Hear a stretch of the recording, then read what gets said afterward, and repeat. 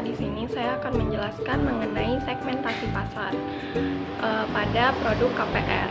Sebelumnya saya ingin menjelaskan dulu, segmentasi itu adalah proses mengelompokkan pasar keseluruhan yang heterogen menjadi kelompok-kelompok atau segmen-segmen yang memiliki kesamaan dalam hal kebutuhan, keinginan, perilaku, dan respon terhadap program pemasaran spesifik. Nah, untuk contoh segmentasi pasar pada produk KPR, saya ambil pada Bank BTN Syariah KCPS Parepare. Pembiayaan KPR Syariah bersubsidi itu pada masyarakat berpenghasilan rendah dan pada developer atau pengembang perumahan. Yang berarti bahwa segmentasi Bank BTN Syariah KCPS Parepare pada pembiayaan KPR Syariah bersubsidi tersebut kepada beberapa segmen. Nah, strategi awalnya untuk menentukan segmentasi ini adalah dengan melakukan pengamatan dari segi geografis, demografis, serta psikologis dan perilaku. Nah, segmentasi pasar yang digunakan adalah segmentasi geografis, yaitu masyarakat Kota Parepare dan daerah Ajatapareng sekitarnya. Untuk segmentasi demografisnya yaitu developer-developer dan masyarakat menengah ke bawah dengan penghasilan maksimal 4 juta, baik itu wira swasta, pegawai maupun karyawan. Untuk segmentasi psikologis yaitu masyarakat yang sadar akan pentingnya pengadaan perumahan. Terus juga untuk segmentasi perilakunya yaitu masyarakat yang memiliki pengetahuan dan menggunakan produk KPR bersubsidi tersebut. Setiap perusahaan atau bank dalam menjalankan operasionalnya pasti mempunyai tujuan tertentu, namun yang paling dominan adalah memiliki konsumen yang sebanyak-banyaknya secara efektif dan efisien. Sehingga perlu membagi pasar menjadi segmen-segmen pasar tersendiri yang dapat mempermudah pemasaran terhadap suatu produk tersebut. Assalamualaikum warahmatullahi wabarakatuh. Perkenalkan, nama saya Rohana Fauzia Nasution. Jadi pada bagian kedua ini saya akan menjelaskan tentang desain service KPR atau kredit kepemilikan rumah. Teman-teman bisa melihat pada gambar di samping, yaitu nomor 1, melengkapi dokumen. Jadi pembeli itu disuruh melengkapi dokumen yang dibutuhkan. Dokumen ini seperti KTP, KK atau kartu keluarga, surat nikah, slip gaji atau laporan keuangan, NPWP, IMB, dan lain sebagainya. Kemudian pada nomor 2, dokumen yang telah dilengkapi tersebut dibawa ke bank.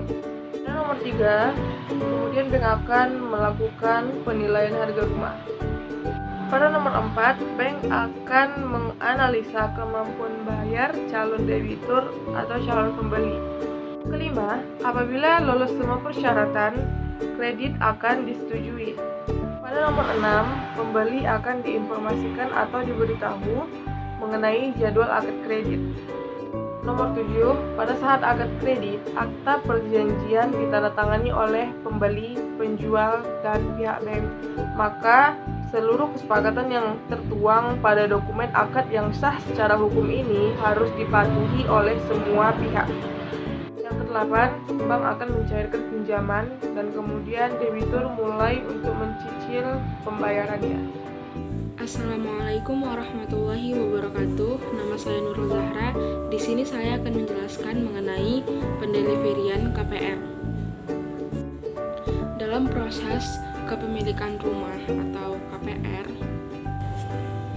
terdiri dari beberapa tahap, yaitu yang pertama ada marketing development, yang kedua ada sales and channel management, yang ketiga account acquisition, yang keempat account maintenance, yang kelima collect.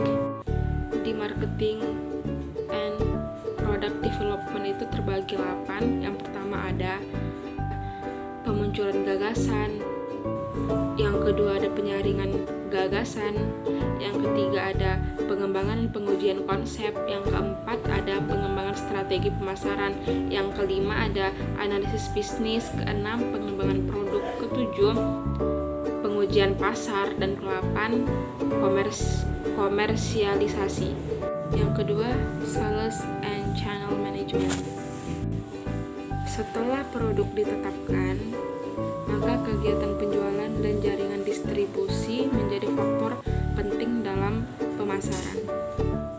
Bank biasanya menggunakan kantor cabang, pembantu maupun kantor kas untuk menjual produknya kepada konsumen.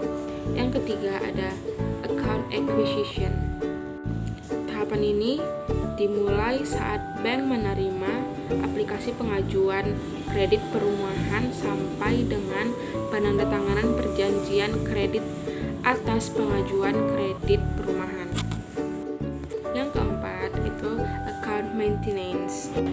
Account maintenance ini kegiatan penatausahaan, pencatatan transaksi dan dokumentasi secara tertib, benar, dan aman terhadap seluruh kredit yang telah direalisasikan. Berapa hal yang perlu dilakukan penatausahaan antara lain sebagai berikut. Yang pertama, penerimaan angsuran, denda dan pelunasan, baik pelunasan nominal maupun pelunasan dipercepat. Yang kedua, dokumentasi kredit dan jaminan kredit, termasuk pengelolaan sertifikat jaminan.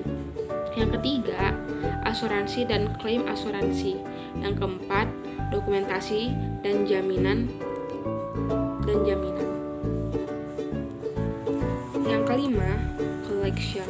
Untuk seluruh kredit yang telah direalisasikan, bank mempunyai kewajiban untuk memastikan bahwa seluruh nasabahnya akan menyelesaikan kewajiban sesuai dengan yang diperjanjikan.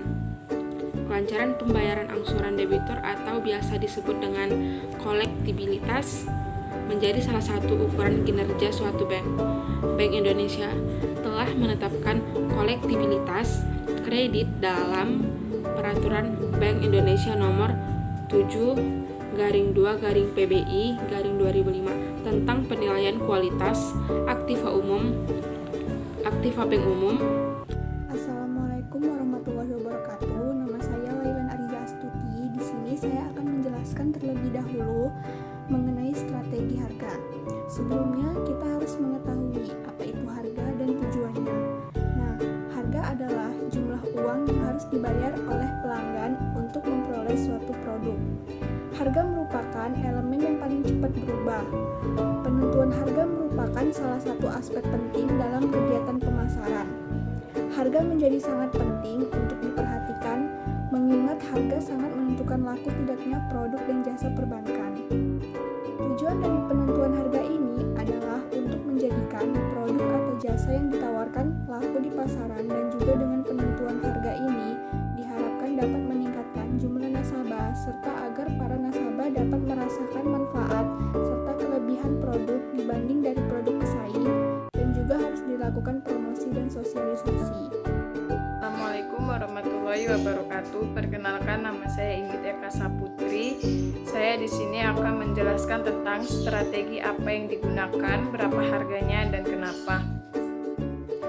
Jadi, pertama-tama saya akan menjelaskan tentang strategi pemasaran yang dilakukan Bank Muamalat Indonesia Tbk Cabang Medan Sudirman dalam memasarkan produk KPR, yaitu dengan cara bauran pemasaran terdiri dari 4 komponen, yaitu produk, price, place, dan promotion. Yang pertama, produk atau produk. Dalam strategi pemasaran produk, perusahaan harus dapat mengutamakan kepentingan dari segi kebutuhan konsumen agar dapat terpenuhi. Yang kedua, price atau harga. Pada KPR Bank Muamalat Indonesia, penentuan harga merupakan aspek penting dari strategi pemasaran yang dilakukan karena harga menentukan laku tidaknya produk. Yang ketiga, place atau tempat. Memilih lokasi yang strategis merupakan hal yang sangat penting dalam memasarkan produk. Dengan lokasi yang strategis, nasabah dapat sangat mudah menjangkau lokasi bank tersebut. Yang keempat, promotion atau promosi. Promosi penjualan merupakan unsur utama dalam kampanye pemasaran. Terus, penentuan harga. merupakan aspek penting dari strategi pemasaran yang dilakukan. Karena harga menentukan laku tidaknya produk, bank menentukan margin yang lebih rendah dan nasabah tidak dikenakan biaya administrasi serta proses yang dilakukan lebih cepat dan lebih murah.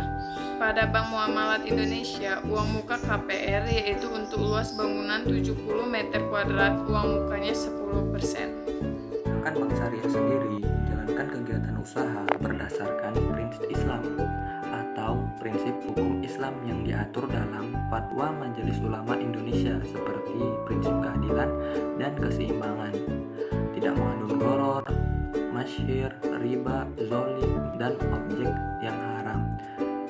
Selain itu, UU Perbankan Syariah juga mengamanahkan Bank Syariah untuk menjalankan fungsi sosial dengan menjalankan fungsi seperti lembaga Baitul Mal, yaitu menerima dana yang berasal dari zakat, infak, sedekah, hibah atau dana sosial dan lain-lainnya. Jadi untuk Bank Syariah sendiri dia menjalankan nilai KPR-nya menggunakan prinsip Islam, yaitu kan kalau biasanya bank-bank yang lainnya itu kan menggunakan prinsip bunga mungkin kredit, sedangkan Bank Syariah yang menggunakan prinsip syariah yaitu menghindari yang namanya riba. Baik, di sini saya akan menjelaskan bagaimana produk KPR mempertahankan pelanggannya. Yang pertama, dengan cara mempertahankan kualitas dari produknya, seperti dari bangunannya, kemudian dari segi lokasinya yang strategis. Hal ini dapat membuat seorang konsumen tertarik dan bertahan untuk mengkonsumsi produk yang kita buat jika kualitas dari produk kita ini bisa kita jaga kualitasnya. Maka seorang konsumen akan bertahan untuk mengkonsumsi produk kita ini. Kemudian yang kedua yaitu dengan cara menjaga kualitas pelayanan. Hal ini juga dapat mempengaruhi minat seorang konsumen untuk mengkonsumsi barang kita. Jika kita mempunyai kualitas pelayanan yang bagus. Kemudian yang ketiga memberikan suku bunga yang lebih rendah atau setara dengan pendapatan dari seorang konsumen. Dan yang keempat yaitu dengan cara memberikan masa pinjaman KPR yang lama, misalnya sekitar 10 tahunan atau sampai 20 tahunan. Kemudian yang keenam yaitu memberikan proses pengajuan KPR yang singkat, misalnya sekitar 1 mingguan atau sampai 2 mingguan. Yang terakhir yaitu memberikan fitur tambahan, atau dapat kita simpulkan fitur tambahan ini seperti memberikan fasilitas tambahan kepada konsumen nantinya jika sudah memakai produk yang kita berikan. Misalnya nanti di suatu saat terjadi hal yang tidak diinginkan yang dapat merusak produk ini, pihak KPR memberikan produk tambahan, misalnya bantuan jika suatu saat nanti produk yang kita berikan mengalami kerusakan. Assalamualaikum warahmatullahi wabarakatuh. Nama saya Alvina Lorenza, kelas PS5C. Setia pelangganan adalah sebuah tindakan di mana seseorang memilih produk dan jasa dari perusahaan. Produk KPR dibagi ada 8. Yang pertama KPR BRI, yang kedua KPR BTN, yang ketiga KPR BCA, yang keempat KPR Mandiri, yang kelima KPR BNI, yang keenam KPR Cimeniaga, yang ketujuh KPR Peman, yang ke-8 KPR Maiba.